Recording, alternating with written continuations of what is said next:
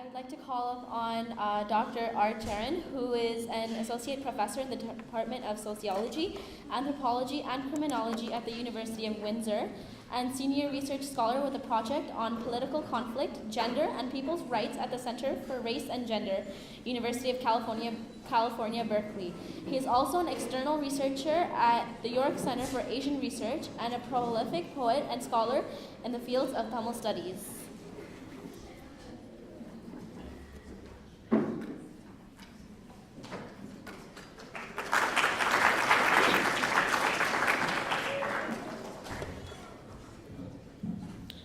Thank you very much for the sweet introduction.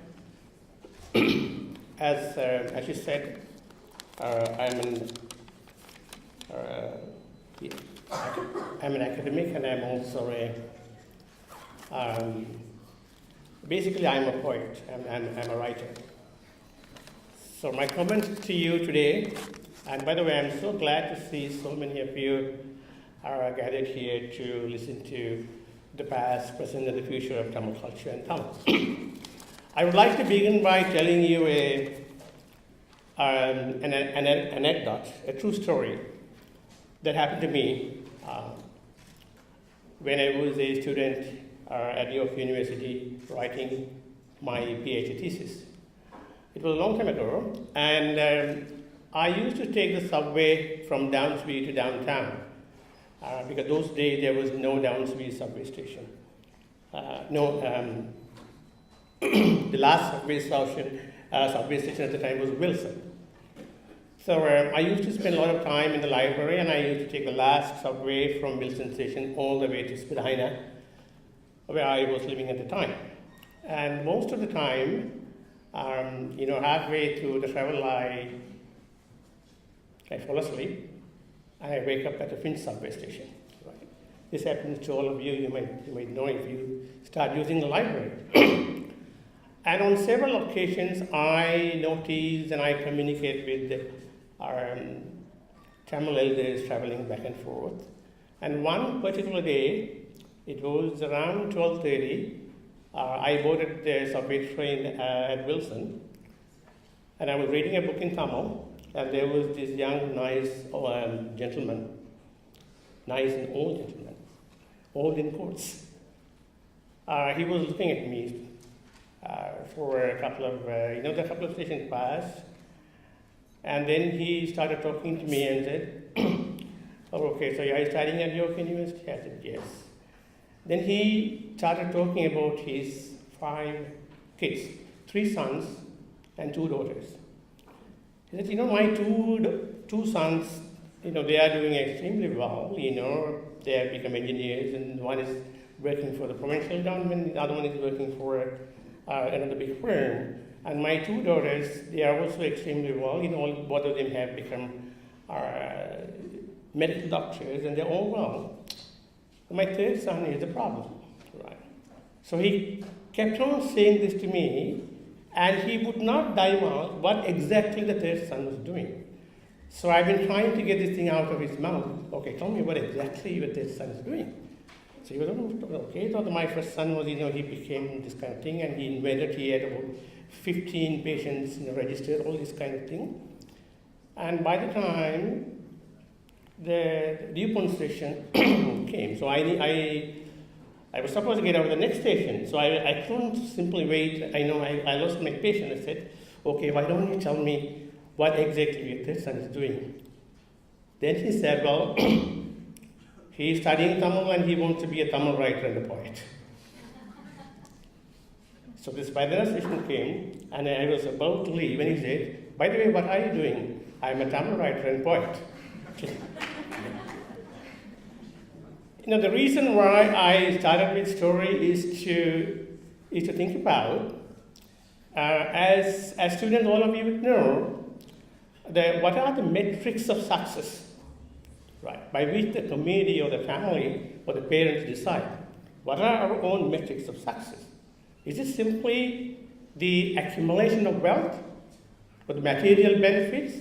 Or if you are able to buy an Audi car, would that consider the metrics of success? I would think no. Based on my experience and learning in the Tamil heritage, Tamil history, and Tamil literature for the past 2,500 years, the accumulated wisdom, wealth, I would consider those are not simply our values, our heritage, but again. So I'm going to offer you some kind of a counter reading or a counterpoint as to what exactly in the contemporary context and the future context we as Tamils and Tamil community mean by a critical way of looking at our heritage and culture. Right? These are all based on history and knowledge and fact. So I'm going to offer you 5 points, or the 5 aspects, or the 5 dimensions that I cull from the past history of Tamils, based on archaeology, sociology, the history and literature, and all the other various dimensions. Right? And these are the 5 aspects, 5 dimensions, the 5 points, and 5 perspectives I want you to consider as our values, ethics, norms, and morals that we should be able to take it forward. Right?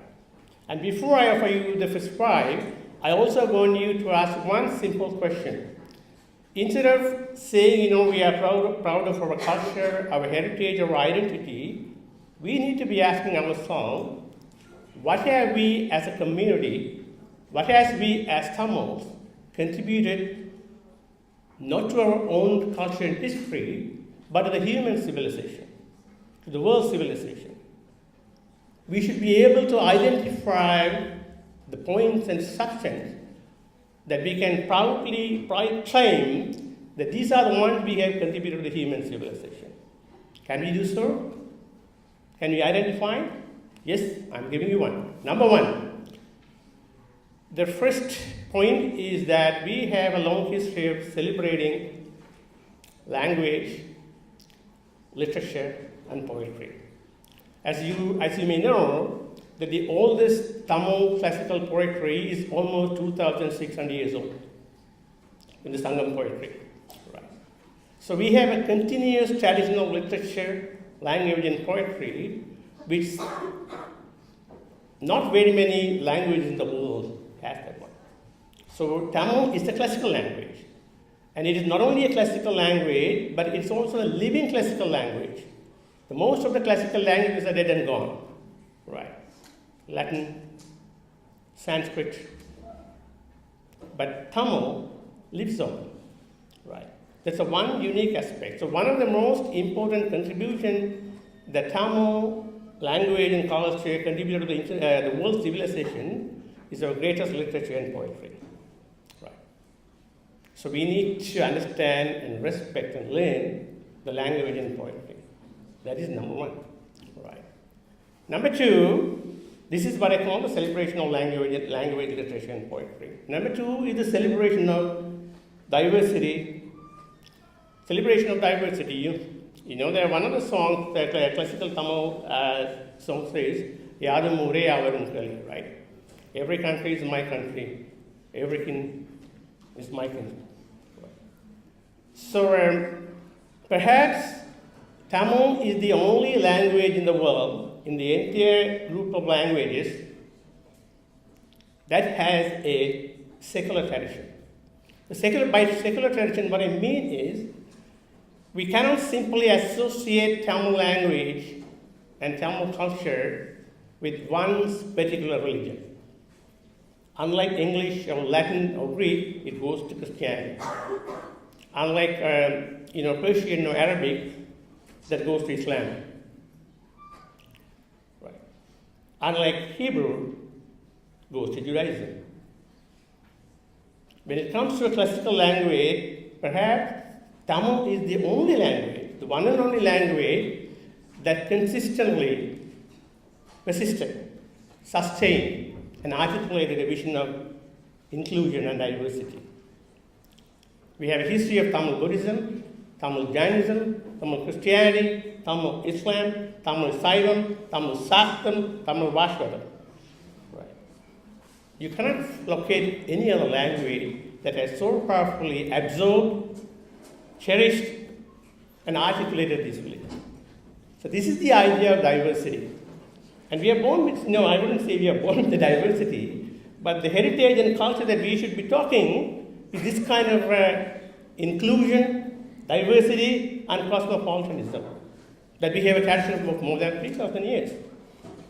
That is the celebration of diversity, right? We don't really have to, we need to celebrate multiculturalism as a policy in 1971, that's right.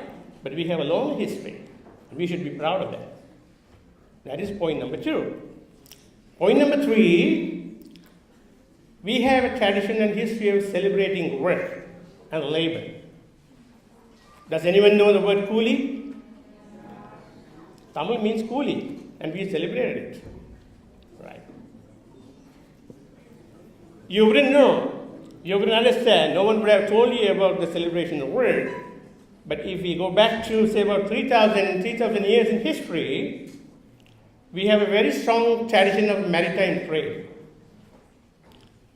from Tamil Nadu and from in the northern eastern part of Sri Lanka. First, as maritime traders. Second, during the Chola period, as warriors and some kind of, a kind of imperialist.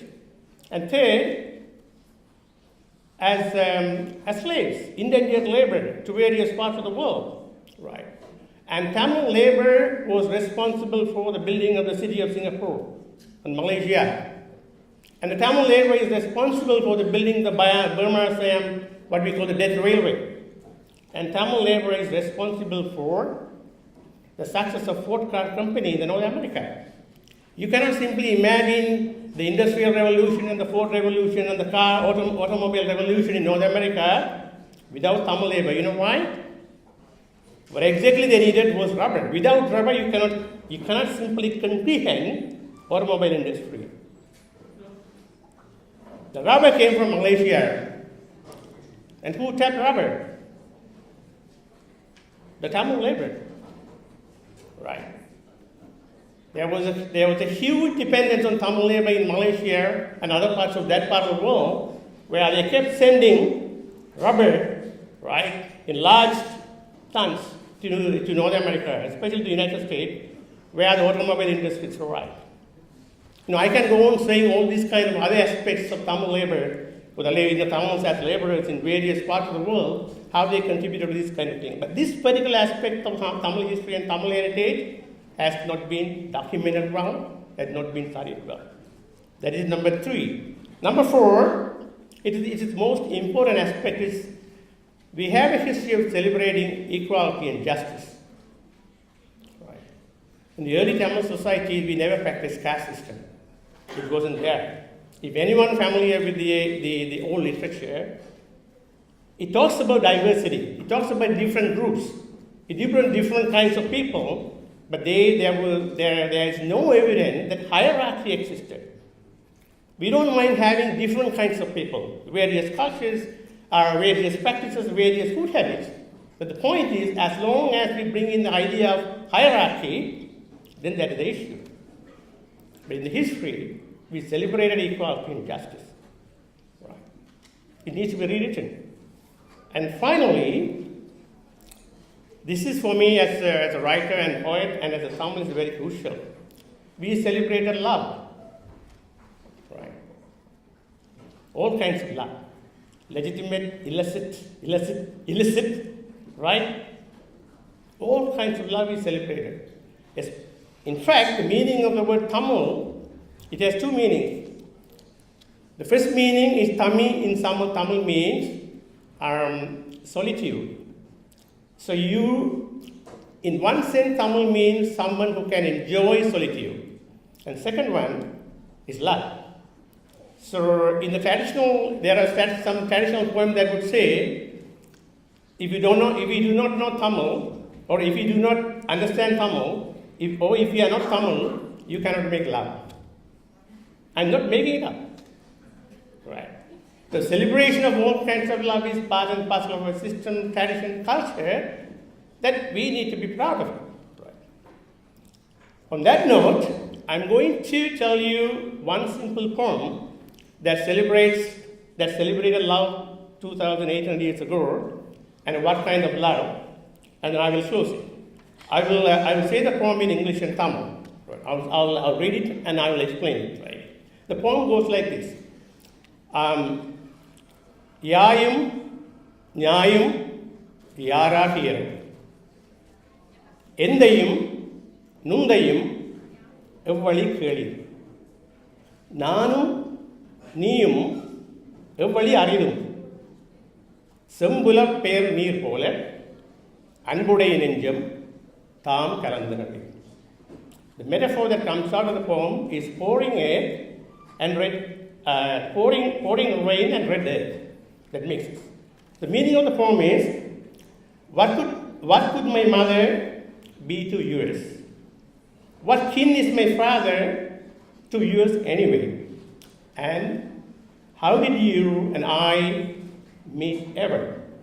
But in love, our hearts have mingled as red earth and pouring rain. So that is the culmination of our heritage, of our culture, of our identity, and our celebration. Thank you.